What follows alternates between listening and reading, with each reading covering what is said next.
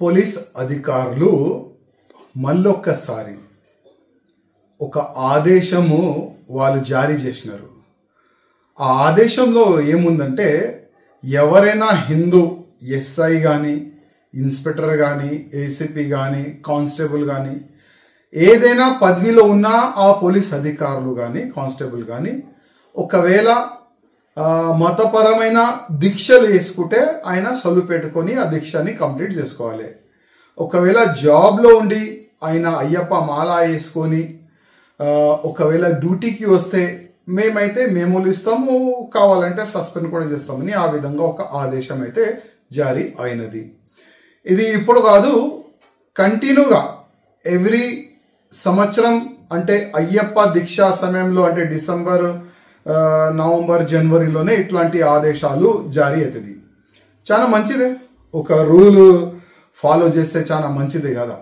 కానీ ఈ రూలు హిందువులకే పరిమితి అవుతుందా? నేను పోలీస్ అధికారులకి అడుగుతున్నా, మా రేవంత్ రెడ్డి గారికి అడుగుతున్నా, హిందువులకేనా ఈ రూలు? ముస్లింలకి ఇట్లాంటి రూలు ఉండవా? రంజాన్ సమయంలో చాలా మంది ఇన్స్పెక్టర్ కానీ ఏసీపీ కానీ కానిస్టేబుల్ కానీ ఎస్ఐలు కానీ చాలా మంది రోజులు పెట్టుకుంటారు.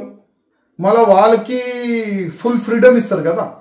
ఆయన ఏ టైం అయినా డ్యూటీ రావచ్చు, ఏ టైం అయినా మస్జిద్కి పోవచ్చు, నమాజ్ చదవనికి పోవచ్చు, ఇంటికి వెళ్ళిపోవచ్చు, రోజా ఇడవనికి వెళ్ళిపోవచ్చు, ఆయన ఎప్పుడైనా ఏదైనా చేయొచ్చు. ఆయన వాళ్ళకి ఇట్లాంటి రూల్స్ రెగ్యులేషన్ ఎందుకు పెట్టారు? ఇట్లాంటి ఆదేశం రంజాన్ సమయంలో ఎందుకు బయటికి రాదు నేను అడుగుతున్నా. అంటే హిందూ ఫెస్టివల్ ఉంటే, హిందూ పండుగలు వస్తే, అయ్యప్ప స్వామి దీక్షా సమయం వస్తేనే ఇట్లాంటి రూల్స్ యాద్ వస్తుందా నేను అడుగుతున్నా. మా రేవంత్ రెడ్డి గారికి నా ఒక్కటే ఒక నివేదిక, రూల్ ముస్లిమ్స్ కానీ హిందువులు కానీ సిక్కు కానీ ఇసాయిలు కానీ ఒకటి సమానం ఉండాలి.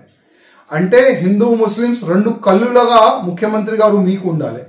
రూల్ హిందువులకి ఏ విధంగా మీరు పెడుతున్నారు, వచ్చే సమయంలో రంజాన్ సమయంలో కూడా ముస్లిమ్స్ కూడా అట్లనే ఒక రూల్ పెడితే చాలా బాగుంటుంది. లేకపోతే హిందువుల్లో ఏం మెసేజ్ పోస్తుంది? కాంగ్రెస్ అంటే ముస్లిమ్స్ పార్టీ, ఆల్రెడీ మీరే అన్నారు. కాంగ్రెస్ అంటే ముస్లిమ్స్ పార్టీ, హిందూ పార్టీ కాదు. దానికి మీరు ప్రూవ్ చేస్తున్నారని నేను అనుకుంటున్నా.